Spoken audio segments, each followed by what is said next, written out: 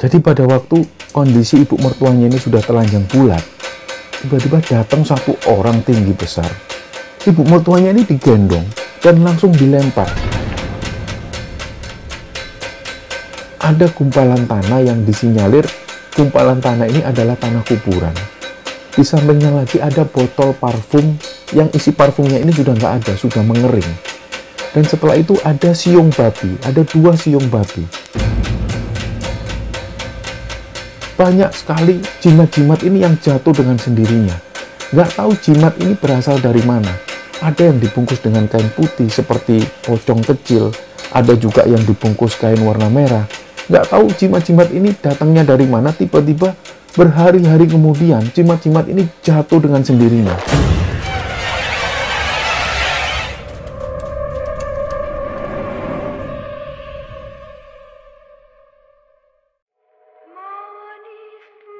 Bismillahirrahmanirrahim. Assalamualaikum warahmatullahi wabarakatuh. Sobat Kembara Sunyi dimanapun berada, pada kesempatan kali ini kami akan menceritakan sebuah kisah kiriman dari Sobat Kembara yang bernama Iwan yang asalnya dari Surabaya. Sebelum kita masuk ke ceritanya, untuk teman-teman yang nonton tayangan ini dan belum subscribe, jangan lupa untuk subscribe lebih dulu agar channel Kembara Sunyi ini lebih berkembang lagi dan kami lebih bersemangat lagi dalam membuat konten-konten terbaru di Kembara Sunyi. Dan untuk teman-teman yang telah mendukung kami sejauh ini, kami mengucapkan terima kasih banyak. Semoga amal kebaikan teman-teman dibalas kebaikan berlipat oleh Allah Subhanahu wa Ta'ala.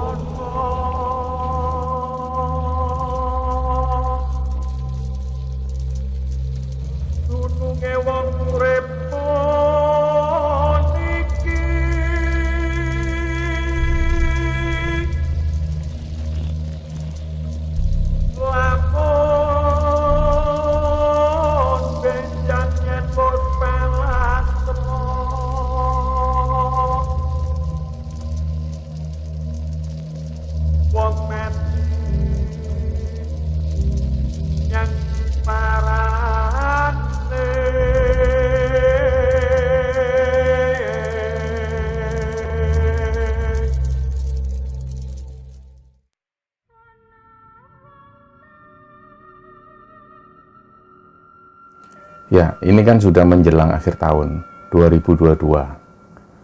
Di antara teman-teman kita kan mungkin ada yang merayakan hari raya, dan juga ada beberapa di antaranya juga sudah mulai liburan.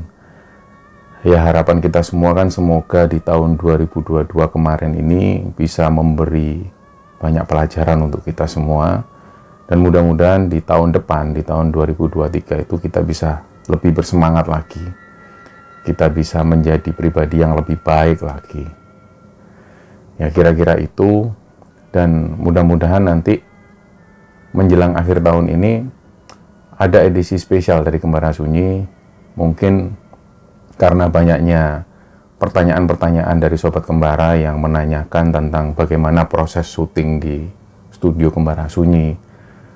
Dan ada juga pertanyaan tentang apakah ada kejadian-kejadian ganjil pada saat melalui proses syuting. Itu tentu ada dan tentu kita alami. Tapi beberapa di antaranya nggak kita masukkan di video. Jadi khawatirnya nanti akan menimbulkan sebuah pertanyaan yang akhirnya membuat para penonton itu berpikir yang berbeda. Mungkin ada yang berpikir nanti, ini pasti dibuat-buat atau segala macam. Nah, itu yang kita takutkan. Karena kita nggak mau ada sesuatu yang mengganjal ketika teman-teman nonton video Kembara Sunyi, dan kita nggak mau semuanya dibuat-buat. Jadi ketika ada satu gangguan, otomatis kita cut dan nggak kami tayangkan. Padahal sebenarnya juga banyak sekali kejadian-kejadian semacam itu. Nah, untuk teman-teman yang nonton tayangan ini, jangan lupa untuk subscribe lebih dulu, dan jangan lupa untuk ikut berkomentar. Komentar yang banyak, kita diskusi di sana, dan usahakan untuk kita selalu diskusi secara sehat. Artinya, komentarilah konten ini atau cerita ini, dan usahakan untuk berkata-kata yang baik. Untuk cerita kali ini, teman-teman, ada cerita yang masuk. Pengirim ceritanya ini kita sebut namanya Iwan. Jadi Iwan asli dari Surabaya, dia tinggal di Surabaya Barat. Nah, singkat cerita di tahun 2016 itu Iwan menikah dengan perempuan dari Surabaya juga, rumahnya di daerah Surabaya Timur, namanya Sari.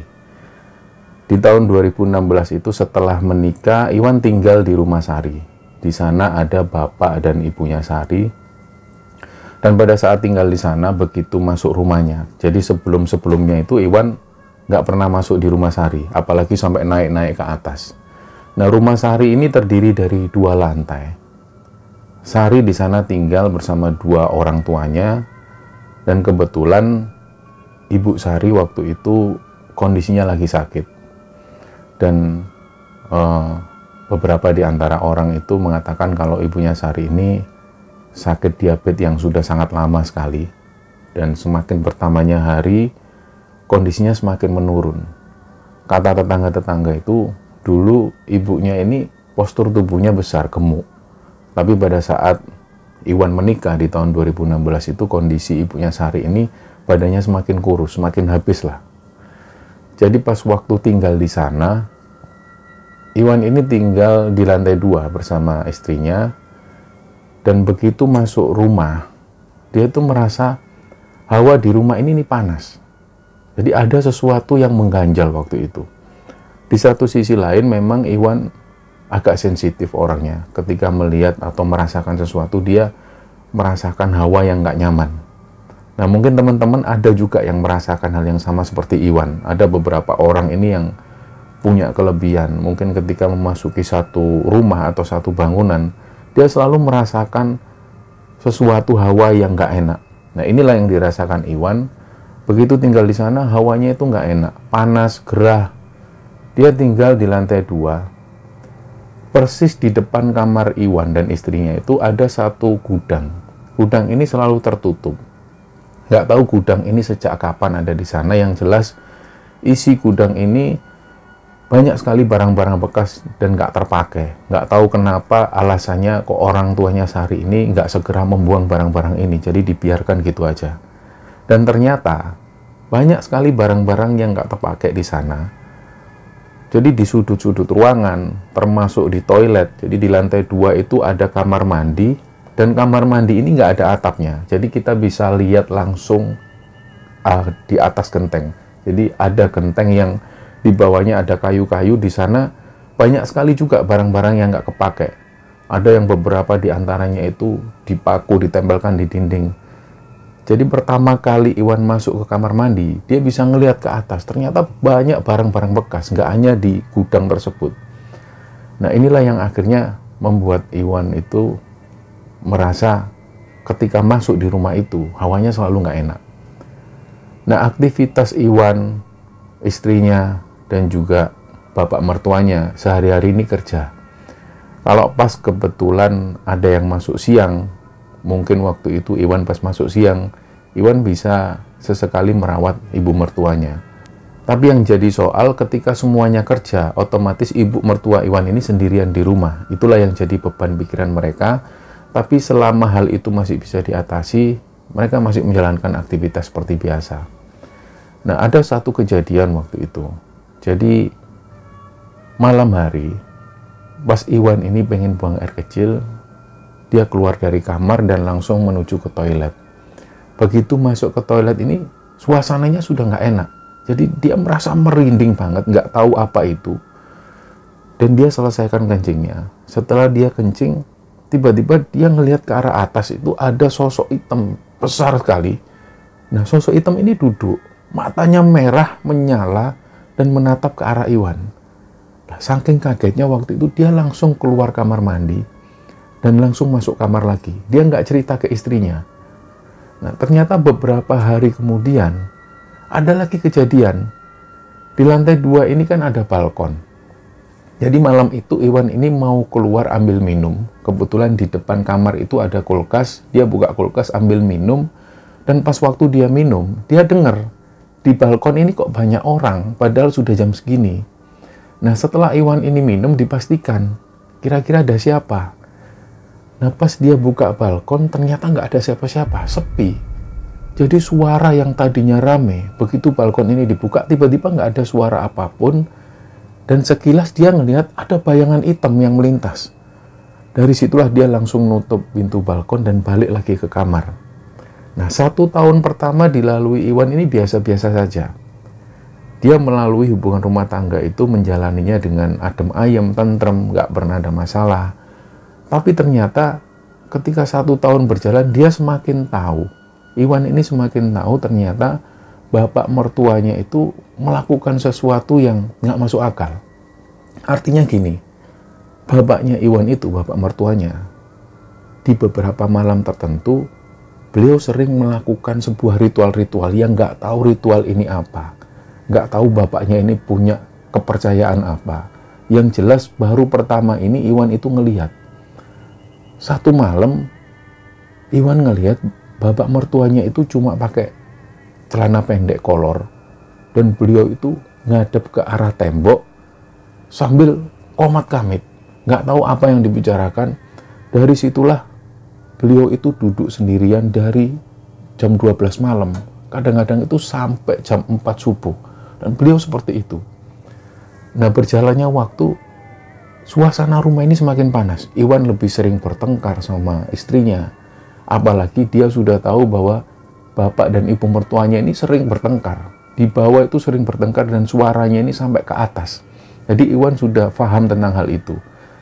Nah, 1 malam, bapak dan ibu mertuanya ini bertengkar. Bertengkar hebat sampai suaranya ini terdengar di lantai 2. Sekitar jam 1 dini hari, mereka ini masih bertengkar.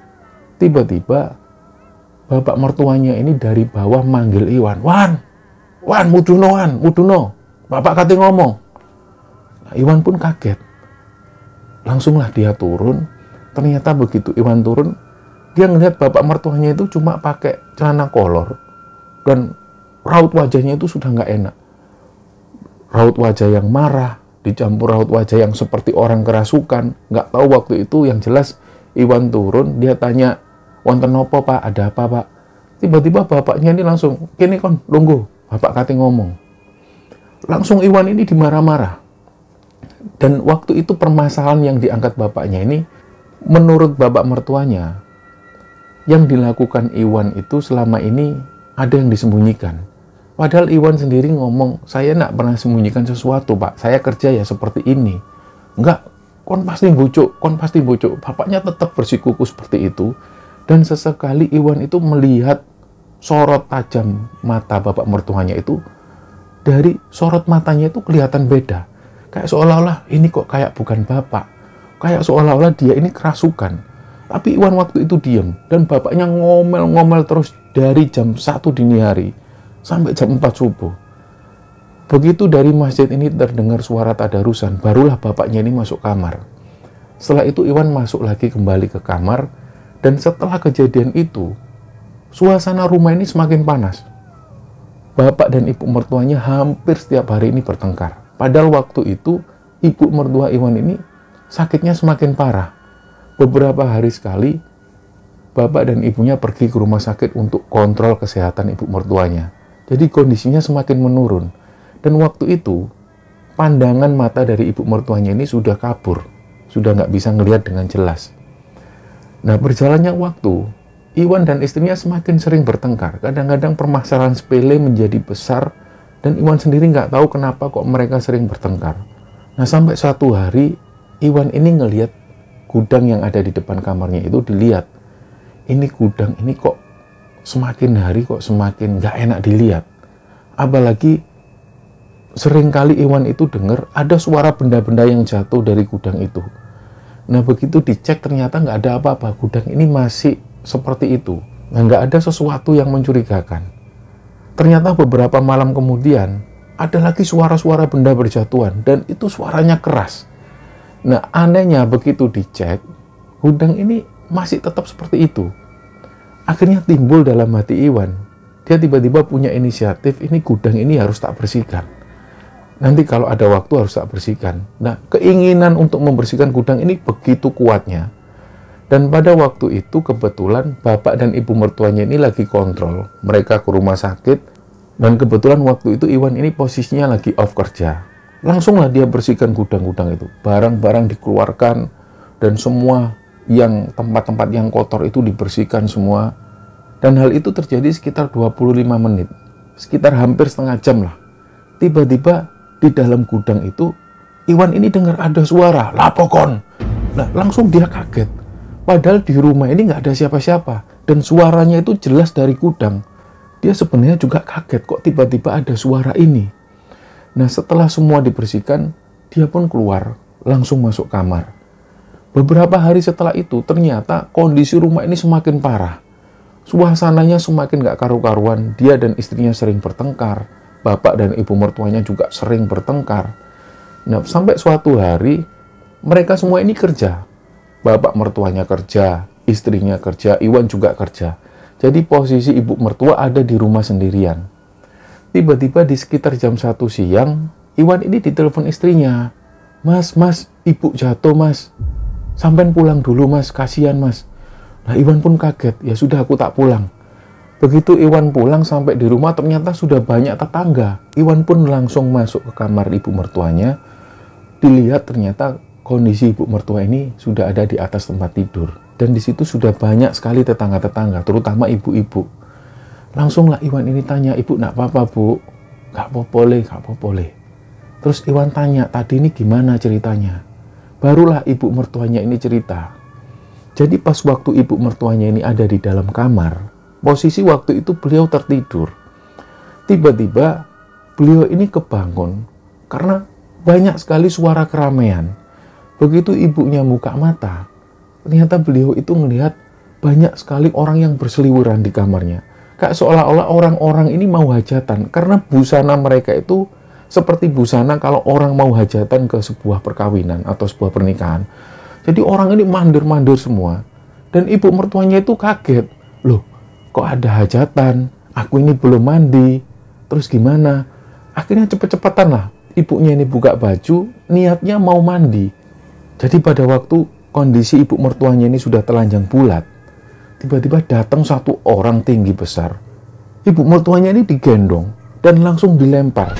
Nah, dari sinilah ibu mertua Iwan ini jatuh ke lantai dan beliau langsung teriak-teriak, "Tolong, tolong." Nggak seberapa lama tetangga-tetangga ini berdatangan. Kaget karena kondisi ibu mertuanya waktu itu, mohon maaf, kondisinya telanjang bulat. Jadi tetangga-tetangganya ini juga kaget.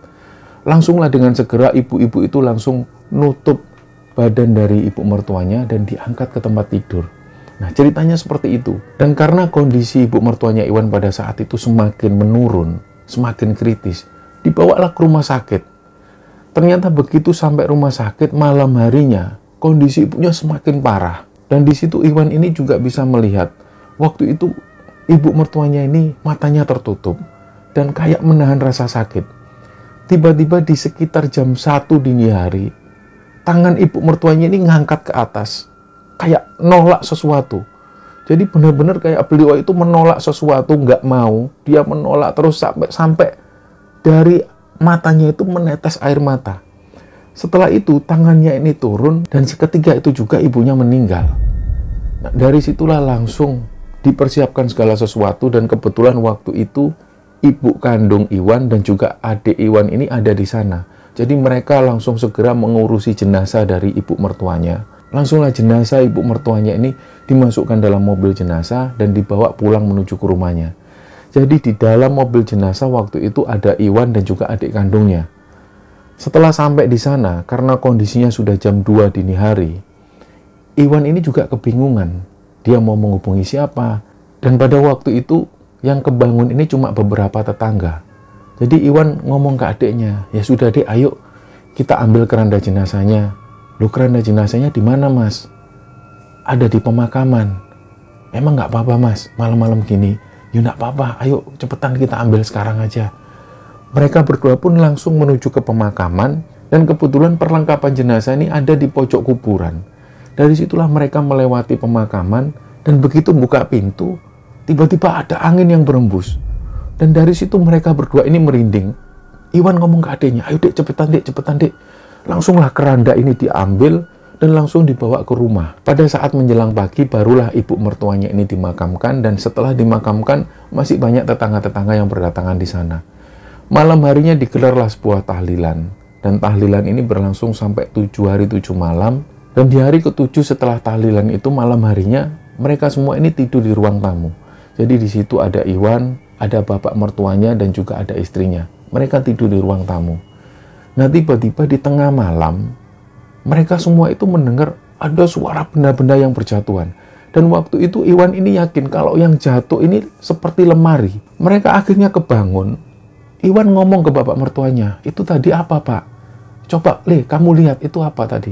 Ternyata dicek satu persatu, di kamar masing-masing, begitupun juga di lantai 2, nggak ada benda-benda yang terjatuh. Tapi mereka semua ini yakin kalau tadi suaranya itu keras banget. Seolah-olah kayak ada lemari yang jatuh. Setelah dicek padahal nggak ada apa-apa. Nah, beberapa hari setelah itu, banyak sekali gangguan-gangguan. Dan kondisi rumah tangga mereka itu semakin panas. Iwan masih sering bertengkar sama istrinya. Nah, kondisi-kondisi semacam itu terus terjadi. Banyak sekali suara-suara yang mengganggu. Kadang-kadang waktu itu di malam hari ketika Iwan dan istrinya ini tidur, tiba-tiba mereka itu dengar ada suara seperti orang yang berlarian. Di bawah itu seperti banyak sekali keramaian. Dan hal itu terjadi terus-menerus. Nah, sampai pada satu ketika, bapak mertuanya Iwan ini menemukan satu benda yang aneh. Jadi ceritanya waktu itu bapak mertuanya ini ada di kamarnya sendiri. Dia ngelihat ada keramik yang seperti lubang. Di situ bapak mertuanya ini curiga. Begitu dicek ternyata di bawah itu ada benda yang dibungkus kain warna merah. Begitu diambil kok berat.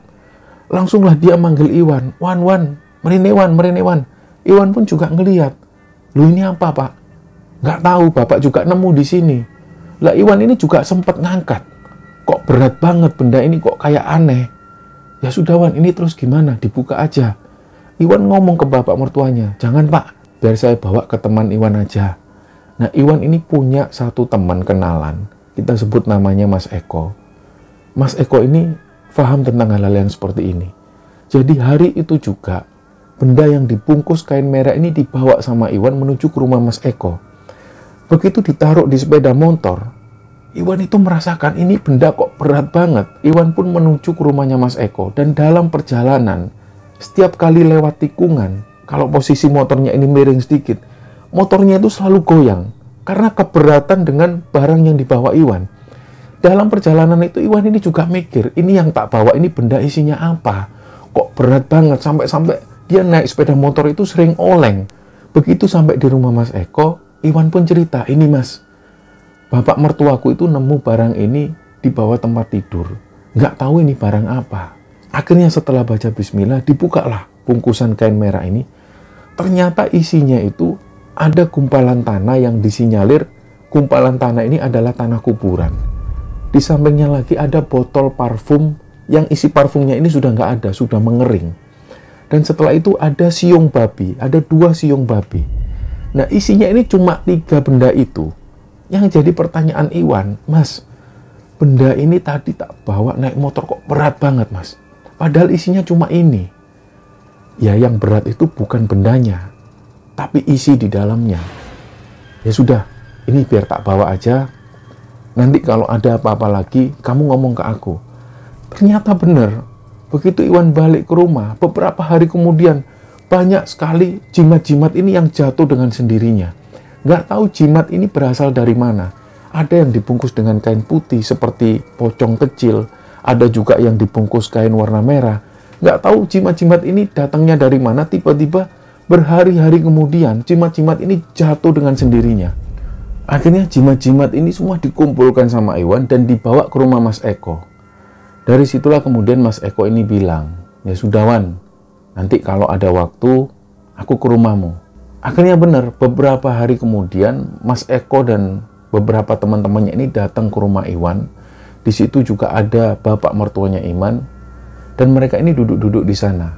Setelah dicek dari setiap kamar sama Mas Eko ini, sampai Mas Eko ini sempat naik ke lantai 2. Setelah mereka cek, akhirnya Mas Eko ini pun kembali ke lantai 1. Mereka duduk-duduk di ruang tamu, dan pada saat itu mereka ngobrol-ngobrol.